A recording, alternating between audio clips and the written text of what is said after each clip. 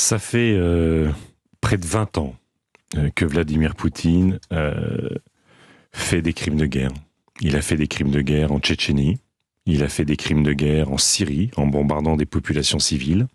Il fait aujourd'hui des crimes de guerre en Ukraine. Donc évidemment, tout ce qui peut aller vers la Cour pénale internationale relève aujourd'hui d'une justice normale vis-à-vis d'un dictateur, d'un tyran qui, encore une fois, a organisé l'invasion d'un pays où les habitantes et les habitants veulent simplement vivre libres, tranquillement. On voit à quel point aujourd'hui l'Union européenne est devenue un acteur majeur dans cette guerre.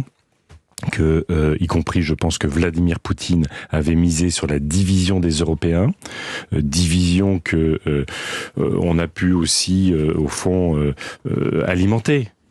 Quand le président de la République, président de l'Union européenne, se déplace seul à Moscou pour parler en tutoyant Vladimir Poutine, dont on connaît les crimes de guerre, et qu'après c'est le chancelier allemand et d'autres, Vladimir Poutine a pu se dire, c'est comme d'habitude, c'est le défilé des dirigeants européens, ils me parlent pas ensemble, ils me parlent les uns après les autres, la réaction européenne sera molle. Heureusement, l'Union européenne est à la hauteur des sanctions, à la hauteur du soutien à la résistance ukrainienne, à la hauteur de l'exclusion de la Russie de la communauté internationale. Maintenant, il faut aller traquer les patrimoines des milliardaires russes dans tous les paradis fiscaux, évidemment en Europe, mais ailleurs.